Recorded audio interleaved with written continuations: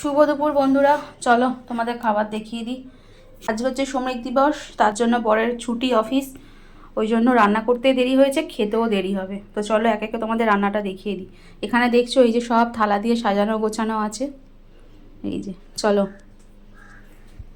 ফার্স্টে এই চুবড়িটা খুলছি। এই যে কলমি শাক ভাজা, তারপর এখানে আছে এই যে ডাঁটা পোস্ত, ডাঁটা দিয়ে পেঁয়াজ দিয়ে পোস্ত।